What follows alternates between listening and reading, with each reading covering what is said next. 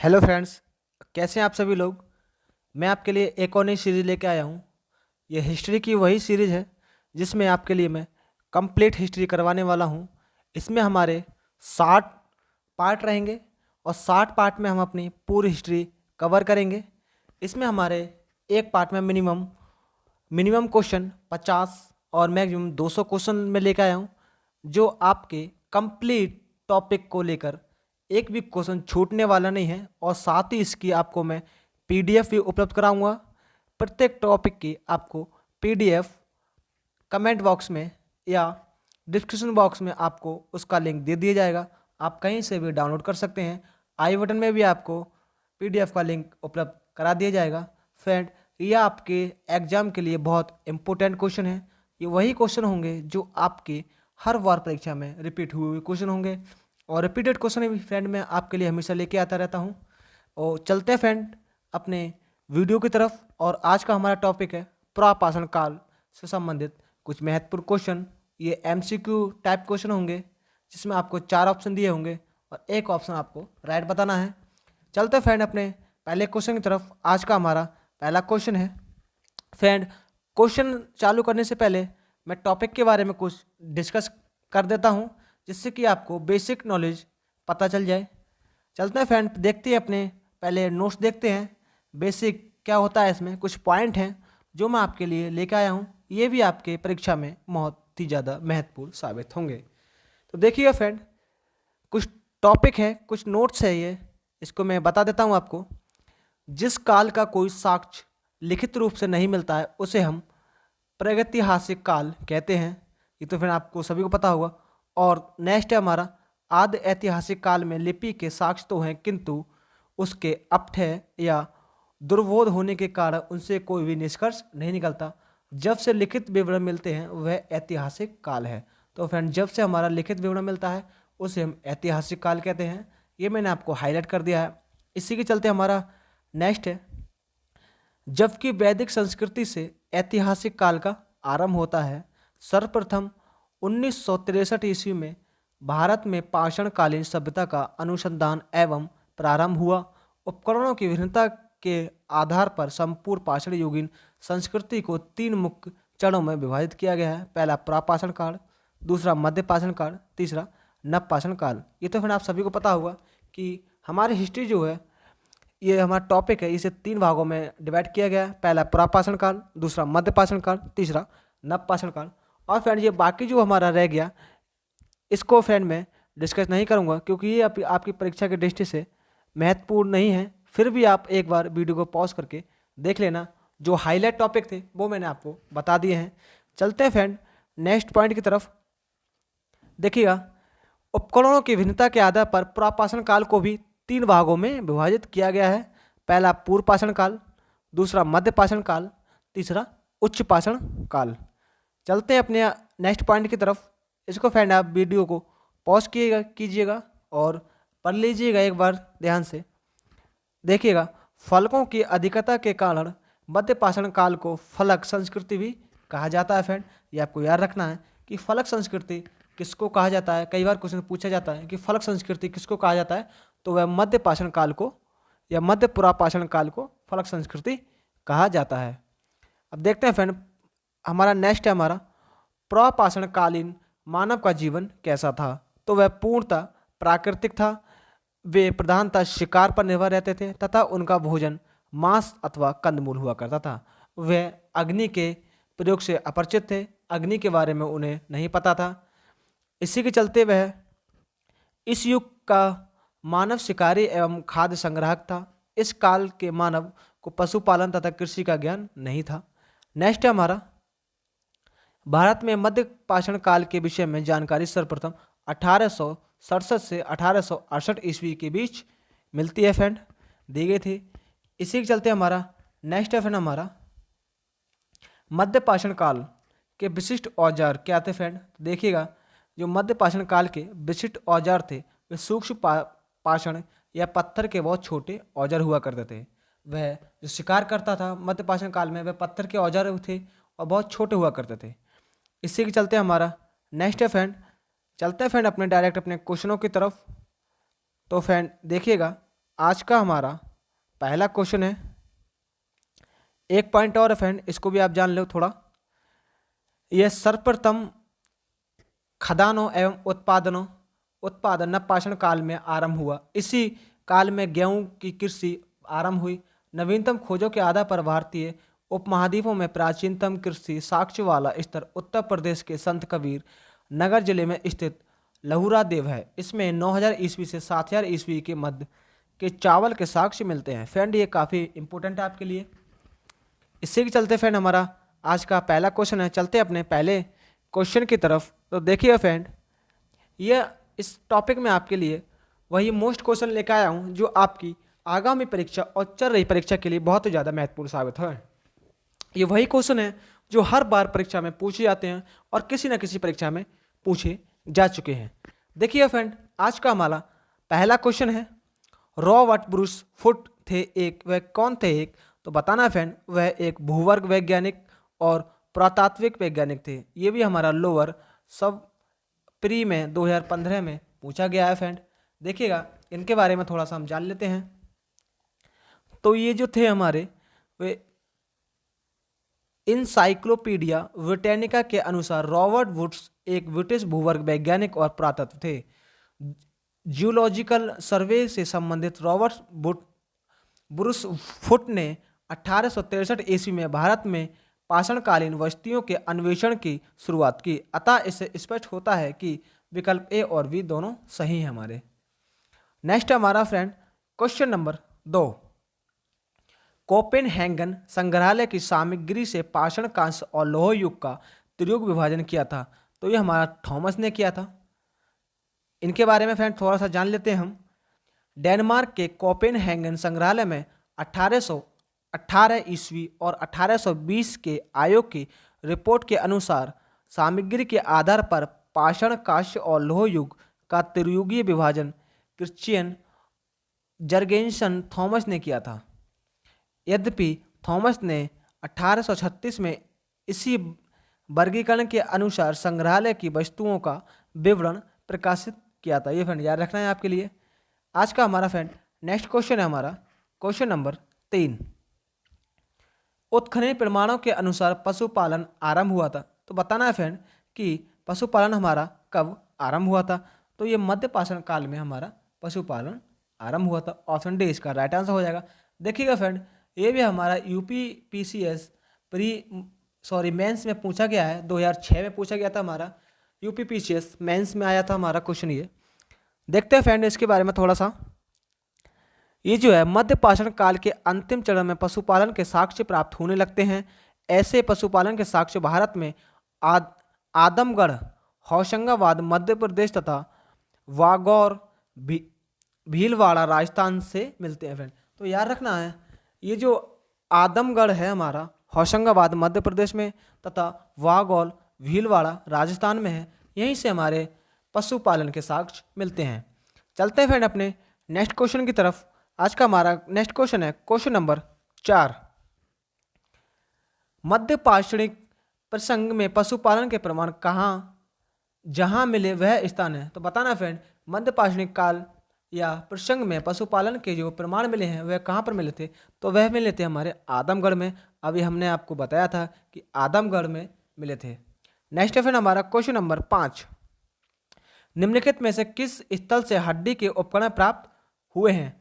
तो ये फ्रेंड हमारे प्राप्त हुए हैं महदहा से और सराय नाहर राय से। महदहा से और सराय नाहर राय से, ये हमारा राइट आंसर हो जाएगा ऑप्शन सी और ऑप्शन डी। इसी के चलते हमारा फ्रेंड नेक्स्ट क्वेश्चन है क्वेश्चन नंबर हमारा 6, हड्डी से निर्मित आभूषण भारत के मध्य पाषाण काल में संदर्भ में प्राप्त हुए हैं। तो बताना फ्रेंड ये कहाँ प्राप्त हुए थे। तो इसका हमारा राइट आंसर हो जाएगा ऑप्शन ए और ऑप्शन बी, सराय नाहर राय से और महदहा से। ये फ्रेंड हमने अभी क्वेश्चन आपको ऊपर बताया था।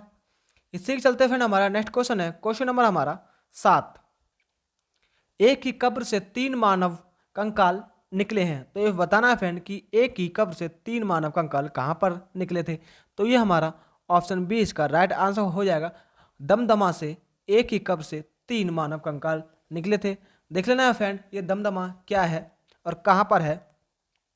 तो मध्य गंगा घाटी के प्रतापगढ़ जिले में स्थित मध्य गंगा घाटी के प्रतापगढ़ जिले में स्थित सराय नाहर राय, मेहदहा तथा दमदमा का उत्खनन है। दमदमा में लगातार 5 वर्षों तक किए गए उत्खनन के फलस्वरूप पश्चिमी तथा मध्यवर्ती क्षेत्रों से कुल मिलाकर 41 मानव समाधान ज्ञात हुए हैं। इन समाधानों में से 5 समाधान युग्म समाधान है और एक समाधान में 3 मानव कंकाल तथा एक साथ दफनाए हुए मिले हैं। शेष समाधानों में एक एक कंकाल मिले हैं। ये फ्रेंड याद रखना है आपको। इससे के चलते फ्रेंड हमारा नेक्स्ट क्वेश्चन, हमारा क्वेश्चन नंबर 8, खदानों की कृषि सर्वप्रथम प्रारंभ हुई थी। तो बताना है फ्रेंड कि खदानों की कृषि सर्वप्रथम प्रारंभ हुई थी, तो ये हमारी हुई थी नवपाषाण काल में। ऑप्शन ए इसका राइट आंसर हो जाएगा, नवपाषाण काल में। इससे के चलते हमारा फ्रेंड नेक्स्ट क्वेश्चन है क्वेश्चन नंबर 9, भारत में मानव का सर्वप्रथम साक्ष्य कहाँ मिलता है। तो बताना है फ्रेंड कि भारत में सर्वप्रथम मानव का साक्ष्य कहाँ मिलता है, तो वह नर्मदा घाटी में मिलता है। ऑप्शन डी इसका राइट आंसर हो जाएगा। देखिए फ्रेंड, ये भी हमारा उत्तराखंड PCS प्री 2006 में पूछा गया क्वेश्चन है फ्रेंड।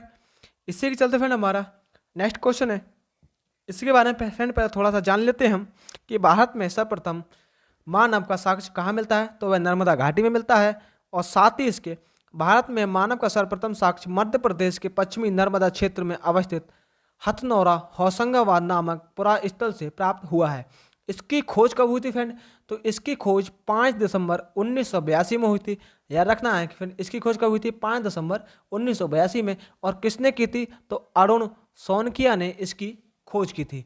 इसी के चलते फ्रेंड हमारा नेक्स्ट क्वेश्चन है क्वेश्चन नंबर हमारा 10, मानव द्वारा सर्वप्रथम प्रयुक्त अनाज था। तो ये तो फ्रेंड आपको सभी को पता होगा कि मानव ने सर्वप्रथम जो अनाज प्रयुक्त किया था वह जौ था। ऑप्शन सी इसका राइट आंसर हो जाएगा फ्रेंड। ये भी फ्रेंड हमारा क्वेश्चन UPPCS प्री 1997 में पूछा गया था क्वेश्चन। इससे के चलते हमारा फ्रेंड नेक्स्ट क्वेश्चन है क्वेश्चन नंबर हमारा 11, भारतीय उपमहाद्वीप में कृषि के प्राचीनतम साक्ष्य प्राप्त हुए हैं। तो ये फ्रेंड हमारे लहुरा देव से प्राप्त हुए हैं। ऑप्शन बी इसका राइट आंसर हो जाएगा। देखिएगा फ्रेंड, मैंने हर क्वेश्चन के साथ थोड़ा सा डिस्क्रिप्शन दे रखा है और जो आपके उससे बनने वाले सारे क्वेश्चनों के बारे में बताता है फ्रेंड। इसकी मैं PDF आपको कमेंट बॉक्स और डिस्क्रिप्शन बॉक्स और आई बटन पे मैं दे दूंगा फ्रेंड। वहाँ से आप डाउनलोड करके इसके बारे में पढ़ सकते हैं और इससे बनने वाले सारे क्वेश्चन आपके लिए बहुत ही ज़्यादा महत्वपूर्ण हैं। चलते हैं फ्रेंड अपने नेक्स्ट क्वेश्चन की तरफ। हमारा नेक्स्ट क्वेश्चन हमारा क्वेश्चन नंबर 12, भारतीय उपमहाद्वीप में कृषि के प्राचीनतम साक्ष्य कहाँ प्राप्त हुए हैं। तो बताना है फ्रेंड कि भारतीय उपमहाद्वीप में कृषि के प्राचीनतम साक्ष्य प्राप्त हुए हैं, तो ये कहाँ पर प्राप्त हुए हैं, तो ये मेहरगढ़ में प्राप्त हुए हैं। ऑप्शन डी इसका राइट आंसर हो जाएगा फ्रेंड, मेहरगढ़।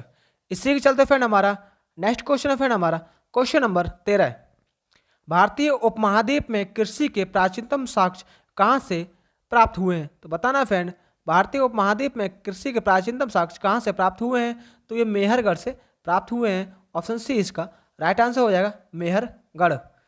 इसी के चलते फ्रेंड हमारा नेक्स्ट क्वेश्चन है क्वेश्चन नंबर 14, नवपाषाण युग में भारतीय उपमहाद्वीप के पश्चिमी क्षेत्र में निम्नलिखित में से किस स्थान पर कृषि के अभ्युदय के प्रारंभिक प्रमाण मिलते हैं। तो बताना है फ्रेंड इसका राइट आंसर क्या हो जाएगा। इसका राइट आंसर हो जाएगा हमारा ऑप्शन बी, मेहरगढ़।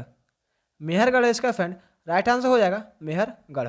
इसी के चलते हमारा फ्रेंड नेक्स्ट क्वेश्चन हमारा क्वेश्चन नंबर हमारा 15, भारत में पशुपालन एवं कृषि के प्राचीनतम साक्ष्य कहाँ से मिलते हैं। तो बताना है फ्रेंड कि भारत में पशुपालन एवं कृषि के प्राचीनतम साक्ष्य कहाँ से मिलते हैं, तो ये मेहरगढ़ से मिलते हैं। मेहरगढ़ फ्रेंड इसका राइट आंसर हो जाएगा।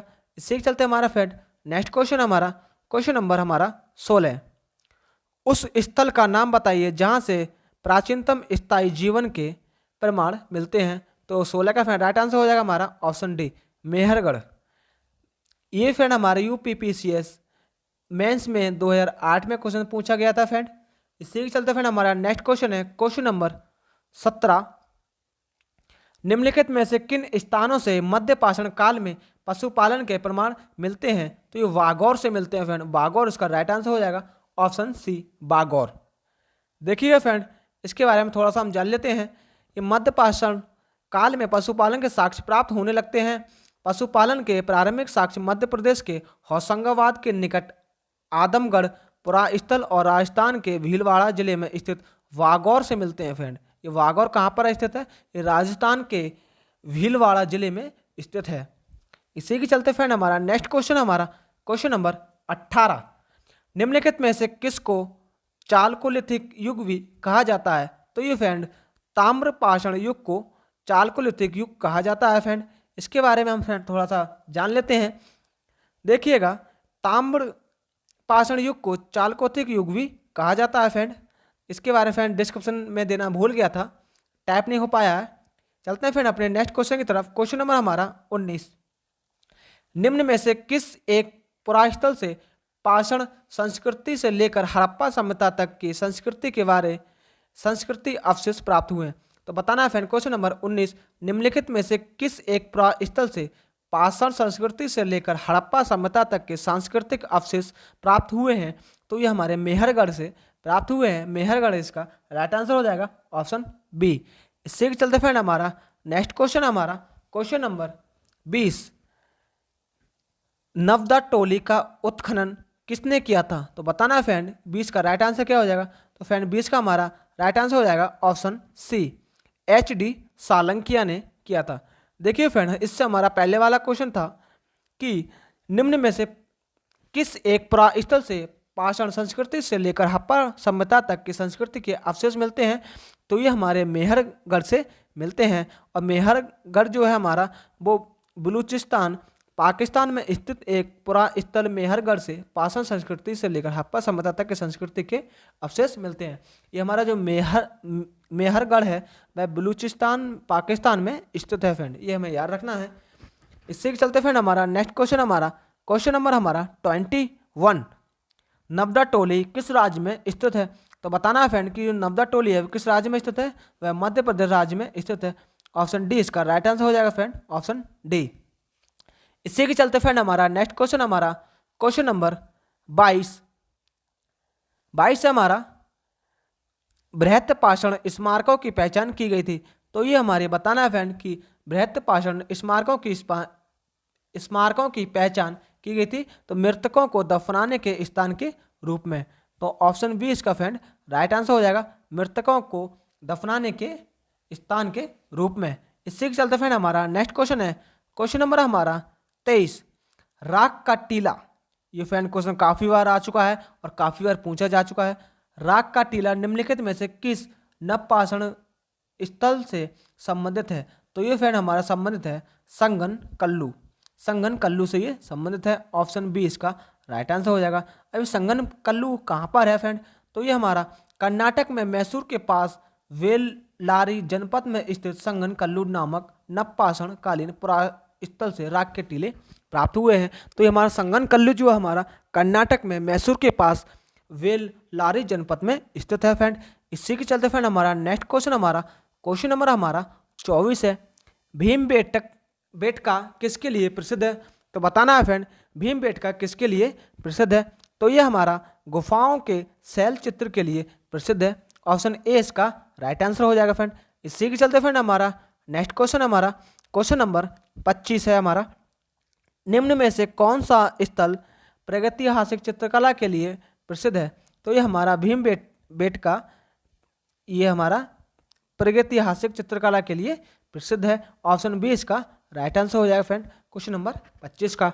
इसी के चलते फ्रेंड हमारा नेक्स्ट क्वेश्चन, हमारा क्वेश्चन नंबर 26, भीमबेटका की गुफाएं कहाँ स्थित हैं? तो बताना है फ्रेंड कि जो भीमबेटका की गुफाएं हैं वह कहाँ पर स्थित हैं? तो ये हमारी अब्दुल्लागंज रायसेन में स्थित हैं। ऑप्शन डी इसका राइट आंसर हो जाएगा फ्रेंड, अब्दुल्लागंज। देखिए फ्रेंड ये क्वेश्चन भी हमारा MPPCS प्री 2017 में आया हुआ क्वेश्चन है।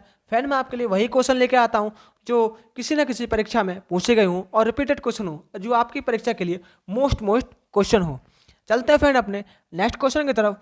क्वेश्चन नंबर हमारा 27, भारत में किस शिलाशय से सर्वाधिक चित्र प्राप्त हुए हैं? तो ये हमारे भीमबेटका से प्राप्त हुए हैं सर्वाधिक चित्र। इसी के चलते फ्रेंड हमारा नेक्स्ट क्वेश्चन है क्वेश्चन नंबर हमारा 28, गैरिक मात्र भांड पात्र OCP नामकरण हुआ था। तो बताना है फ्रेंड कि जो OCP का नामकरण हुआ था वह हुआ था हमारा हस्तिनापुर में। ऑप्शन ए इसका राइट आंसर हो जाएगा फ्रेंड। इसी के चलते फ्रेंड हमारा नेक्स्ट क्वेश्चन हमारा क्वेश्चन नंबर 29 हमारा ताम्रसम काल में महाराष्ट्र के लोगों द्वारा मृतकों को घर के फर्श के नीचे दफनाने के नीचे किस तरह दफनाए जाते थे या किस प्रकार से दफनाए जाते थे घर के फर्श के नीचे। तो ये फ्रेंड हमारा इसका राइट आंसर हो जाएगा ऑप्शन ए उत्तर से दक्षिण की ओर। देखिए फ्रेंड जो ताम्रसम काल में महाराष्ट्र के जो लोग थे वह मृतकों को बाहर नहीं दफनाते थे बल्कि अपने घर के फर्श के नीचे ही उत्तर से दक्षिण की ओर दफना दिया करते थे। देखिए फ्रेंड इसके बारे में थोड़ा सा हम जान लेते हैं। महाराष्ट्र की ताम्रपाषाणकालीन संस्कृति जौरवे संस्कृति के नेवासा, देमावाद, कोठे, चंदोली, इनाम गांव आदि पुरास्थलों में घरों से मृतकों को अस्थि कलश में रखकर उत्तर से दक्षिण स्थिति में घरों के फर्श के नीचे दफनाए जाने के साक्ष्य मिलते हैं। कब्र में मिट्टी की हड्डियां और तांबे के कुछ वस्तुएं भी रखी जाती थी। तो ये फ्रेंड आपको याद रखना है। इससे के चलते फ्रेंड हमारा नेक्स्ट क्वेश्चन नंबर हमारा 30 निम्नलिखित में से किस स्थान से मानव कंकाल के साथ कुत्ते का कंकाल भी समाधान से प्राप्त हुआ है। तो बताना है फ्रेंड कि किस स्थान से ये प्राप्त हुआ है। तो ये हमारा बुजुर्ग से प्राप्त हुआ है। चलते हैं फ्रेंड अपने नेक्स्ट क्वेश्चन की तरफ। हमारा क्वेश्चन नंबर है 31 निम्नलिखित में से किस स्थान पर मानव के साथ कुत्ते को दफनाए जाने का साक्ष्य मिलता है। तो ये हमारा बुजुर्ग से मिलता है फ्रेंड। ऑप्शन ए इसका राइट आंसर हो जाएगा। नेक्स्ट क्वेश्चन है फ्रेंड हमारा क्वेश्चन नंबर 32 गर्त आवास के साक्ष्य प्राप्त हुए हैं। तो ये भी हमारे बुजुर्ग से प्राप्त हुए हैं गर्त आवास के साक्ष्य। नेक्स्ट क्वेश्चन है फ्रेंड हमारा क्वेश्चन नंबर 33 विंध्य क्षेत्र के किस शिलाशय से सर्वाधिक मानव कंकाल मिलते हैं। तो ये हमारे लेखिया से सर्वाधिक कंकाल मिलते हैं। इसी के चलते हमारा नेक्स्ट क्वेश्चन नंबर 34 भारतीय पुरातत्व सर्वेक्षण निम्नलिखित विभागों मंत्रालयों में से किसका संलग्न कार्यालय है। तो बताना है फ्रेंड ये किसका संलग्न कार्यालय है। तो ये हमारा संस्कृति का हो जाएगा। ऑप्शन ए इसका राइट आंसर हो जाएगा।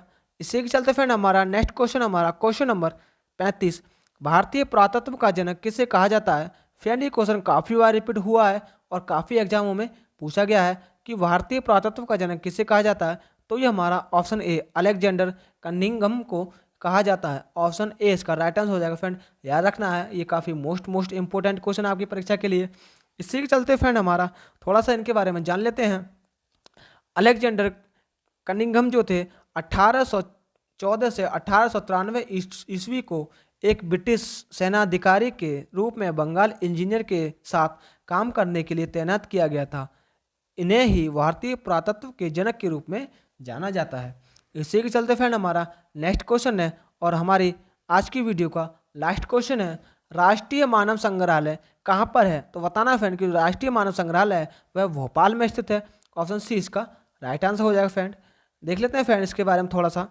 राष्ट्रीय मानव संग्रहालय जिसका नाम बदलकर इंदिरा गांधी राष्ट्रीय मानव संग्रहालय कर दिया गया है, ये भोपाल मध्य प्रदेश में स्थित भारत संस्कृति के विभाग के अंतर्गत एक संगठन है फ्रेंड।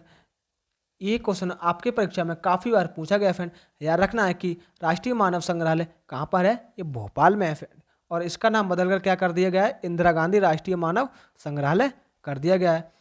ये थे फ्रेंड हमारे आज की वीडियो के 36 क्वेश्चन जो आपकी परीक्षा के लिए बहुत ही ज़्यादा मोस्ट इम्पोर्टेंट क्वेश्चन थे फ्रेंड। ये आपका पार्ट 1 था जिसमें मैं आपको भाषण से संबंधित सारे जितने मोस्ट इम्पोर्टेंट क्वेश्चन बन सकते थे वो मैं आपके लिए लेके आया और फ्रेंड इसकी PDF का मैंने लिंक कमेंट बॉक्स में और डिस्क्रिप्शन बॉक्स में और चैनल के आई बटन में दे दिया है फ्रेंड। वहाँ से आप इसको डाउनलोड कर सकते हैं फ्रेंड। अगर आपको सेशन अच्छा लगा हो तो लाइक करें, कमेंट करें और अपने फ्रेंडों को शेयर करें ताकि उनको भी इस वीडियो का लाभ मिल सके। धन्यवाद फ्रेंड, मिलते हैं अपने नेक्स्ट पार्ट में।